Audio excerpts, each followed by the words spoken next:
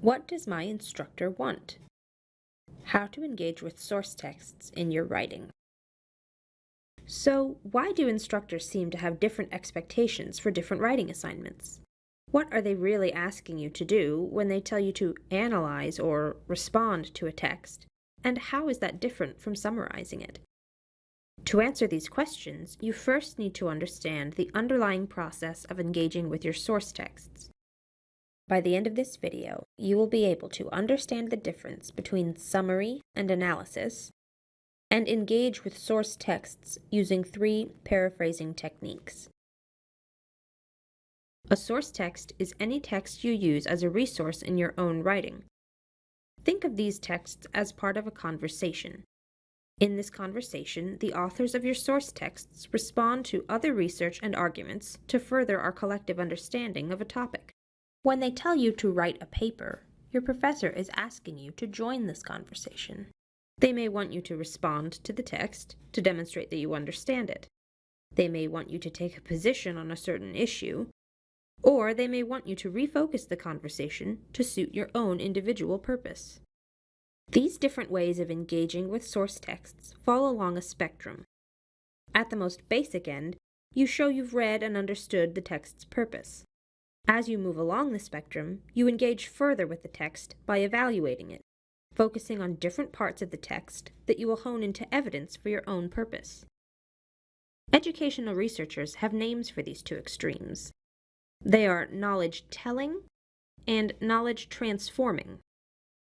If you keep to the original purpose of the source text, you are telling your instructor what you have read. This is what your instructors mean when they ask for a summary. Summarizing, or knowledge telling, is valuable because it proves you have understood a text, but it does not show independent thinking.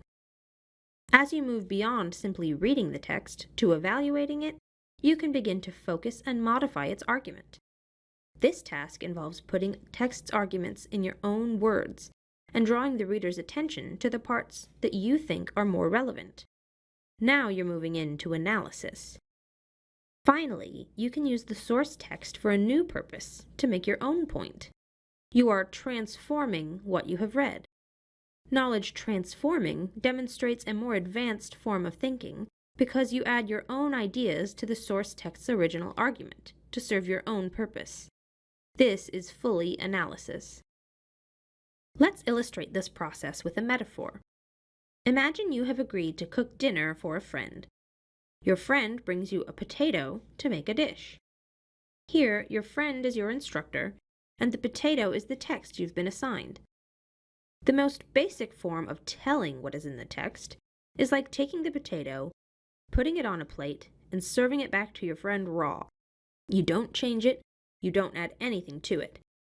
You are using the text in its original form for its original purpose. Chances are your friend will be unimpressed with your skills, and so will your instructor. She doesn't want you to serve her the same old information she's already assigned you. She wants you to do something with it. On the other hand, transforming the text is like adding ingredients to your potato to make a new dish. You can slice it up, add salt, and fry it in oil to make French fries. Or you can boil it, add milk, and mix it into mashed potatoes. You may even choose to use the potato as just one ingredient in a much more diverse stew. The same potato can result in variously complex dishes, depending on the cook, and the same is true for writing. Different writers may use the same source texts to make completely different arguments. So, how does this idea of knowledge telling versus knowledge transforming apply to what your instructors want? When your instructor asks you to summarize a reading, they want to test your comprehension. In this case, you'll mostly be knowledge telling. That is, restating the purpose of each text to show you understand the concepts. However, most college instructors want you to move farther along the spectrum and transform the knowledge in your texts. Telling and transforming your source texts both require you to paraphrase them to some extent. We'll now introduce you to 3 techniques you can use to paraphrase source texts so that you can tell or transform their contents. The 3 techniques are: 1. Repeat the text. 2. rephrase the text, and 3, respond to the text. Each of these techniques builds upon and incorporates the previous ones. You'll probably use a combination of 2 or all 3 of these techniques in each of your papers. How much of each technique you use will depend on whether you've been asked to summarize or analyze a text. The first and most basic technique is to repeat or quote the text. You copy the text exactly as it's written, put in quotation marks, and cite the author. This technique is clearly on the knowledge-telling end of the spectrum, since you're using the author's words to communicate the author's original point. The second technique is to rephrase the text, putting it in your own words. Rephrasing falls between telling and transforming. The ideas are all from the source text, but to get the author's point across, you use your own words.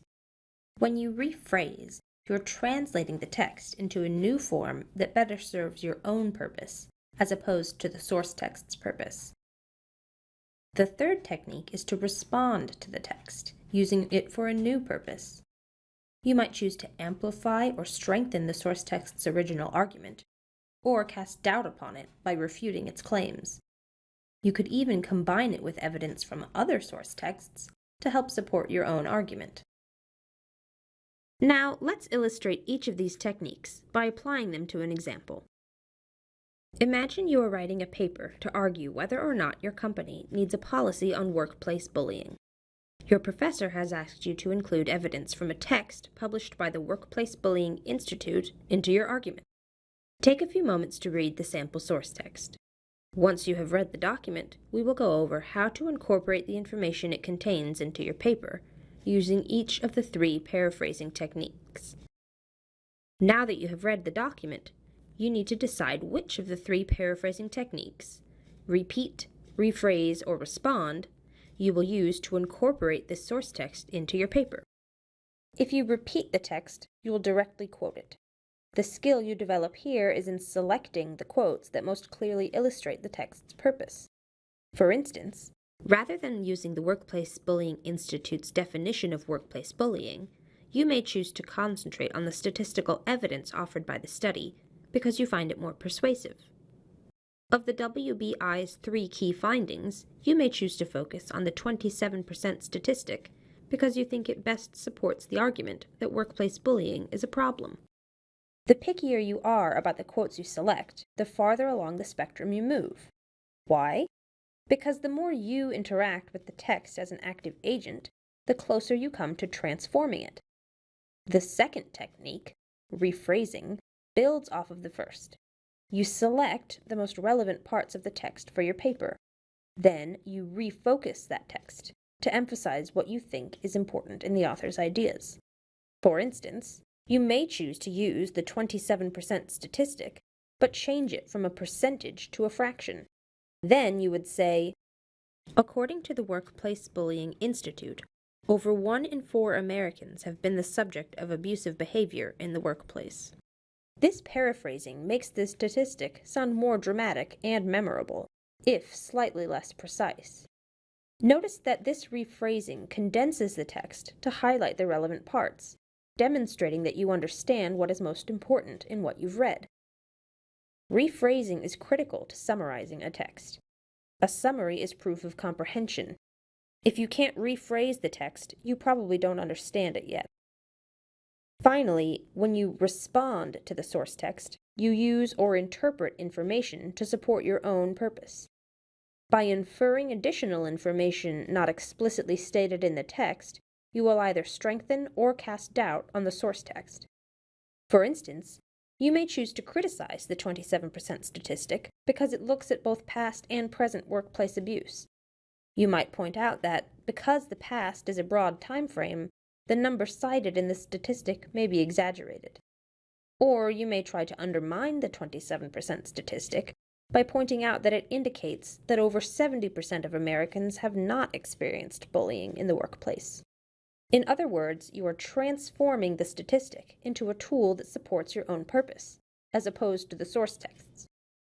You listen to the source text's argument that workplace bullying in America is a major issue, and then respond with your own argument. For example, that it's likely that this problem is exaggerated.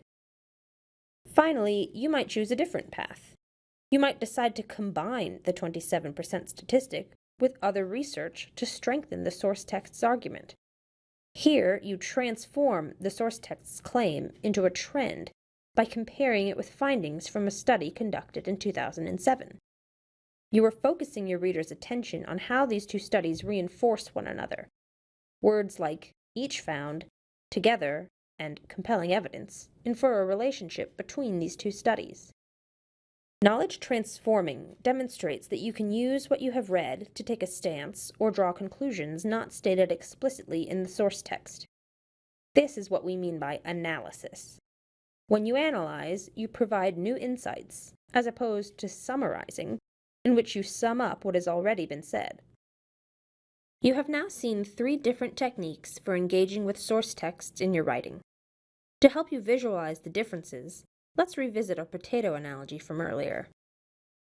Repeating text with quotes is like serving the potato raw to your friend.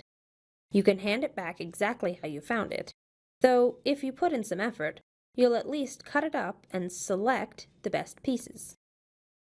Rephrasing text in your own words is like washing and peeling the potato to prep it for cooking. Here, you haven't changed its essence or taste, but you have made it look different.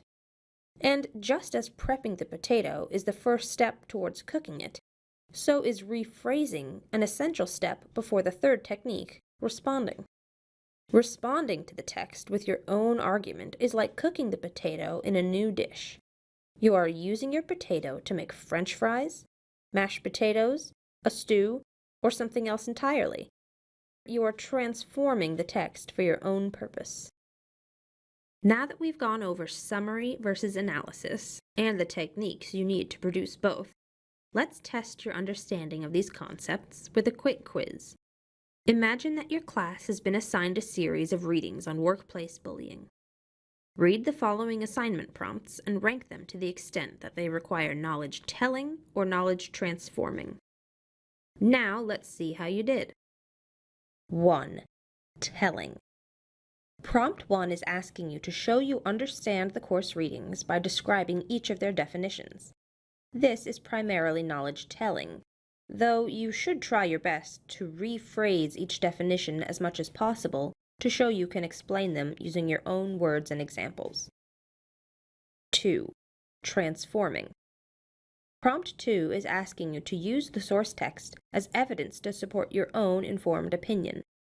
Therefore, while you will repeat and rephrase, the main focus of your paper will be on responding to the texts to support your own interpretation. 3. Transforming. Prompt 3 is asking you to form your own opinion by applying information you have read to a specific situation. Selecting the right information from the readings will be very important. Even though this task will involve substantial repeating and rephrasing, we label it as primarily knowledge transforming because it asks you to make a decision that none of the source texts support on their own. Your decision and how you justify it will be the most important part of your paper. Now let's move on to the second exercise. Imagine your instructor gives your class several texts about workplace bullying along with this prompt. Based on the assigned course readings, do you think workplace bullying is a serious problem in the American workplace? We have already determined that this prompt will require substantial knowledge transforming. Click here for sample excerpts from 3 student papers. Read through them and then rate each paper as either a weak, acceptable, or strong example of knowledge transforming. Dr. Joanna Wolf has taught writing courses for 18 years and is director of Carnegie Mellon University's Global Communication Center. Yeah, so Chris's paper is factually correct, but it doesn't really show a lot of evidence of analytical thinking. See how Chris has just copied material from the original definition? There are a few synonym substitutions, but I don't think anything really substantial has changed. Even the order seems to be the same. It's not clear to me if Chris understands the reading or has just copied over bits and pieces that without really even thinking. If Chris continued in this vein, probably the best grade he or she could expect might be a C. And that's really assuming that everything continues to be factually and grammatically correct. This isn't really evidence of college level thinking. Now Jamie's paper is more interesting. Jamie starts off by identifying 3 criteria, and I can see where these criteria are coming from, and I really like that Jamie's put these criteria in his or her own word. And these are words that can cover multiple parts of the definition. And what I really like here is where Jamie's saying that the WBI's definition strongly implies that bullying needs to be intentional. Then goes on to provide reasons for that claim. This really shows that Jamie has thought through the definition and is drawing some independent conclusions. Now I also really liked where Taylor's paper is going. I like how Taylor is pulling out particular aspects of the definition and quoting words like health harming, then coming up with some specific examples. And specific examples like temporary elevation and blood pressure are really good ways to demonstrate that you understand the material and that you are doing some independent thinking. I also really like this critique of words like threatening and intimidating. And I agree that these terms are subjective, though really I would be more comfortable if Taylor included another example here.